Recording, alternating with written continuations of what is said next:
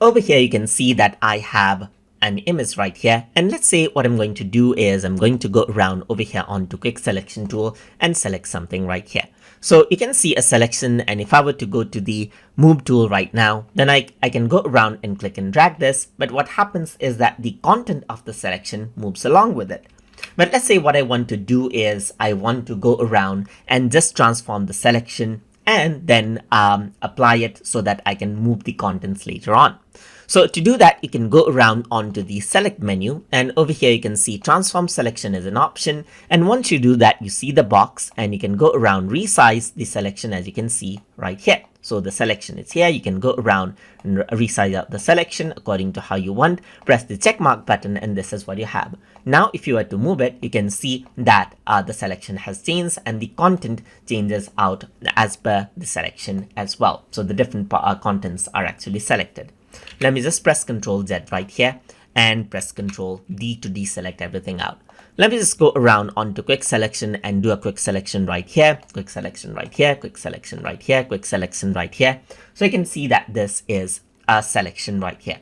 So what you can also do is you can save out the selection for later use. For example, you can go around onto the select menu and click on save selection and name it according to how you want. So I'm just going to go around over here, and let's say I'm going to go around and make it a new selection. And let's say I'm just going to go around and say tube selection right here. So once I do that, press OK, that selection will be added out. Let me just press Ctrl D now. So what we can do is we can go to select and click on load selection and select out the selection right here that we made and press OK, and the selection is back, as you can see, just like this.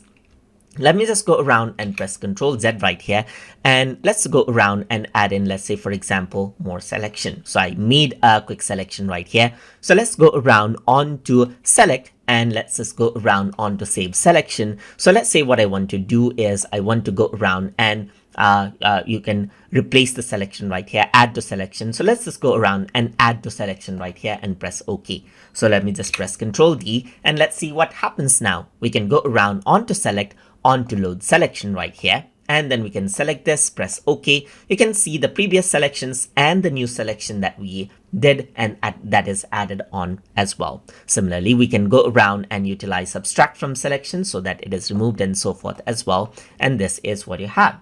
So if you want to go around right here, let me just press Ctrl Z right here. You can also delete out the selection. Let me just press Ctrl D to deselect.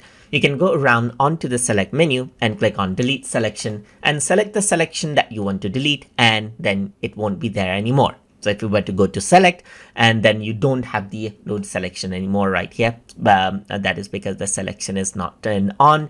So I'm just going to go around right here and let's do a quick selection right here. So you can go to select and you can see load selection is not there, delete selection is not there, only save selection is there because we already deleted out the previous selection. So that is how you can go around and transform, load, save, and even delete the selections from Adobe Photoshop Elements. So hope you guys learned something as always. And as always, please like, comment, share, and subscribe.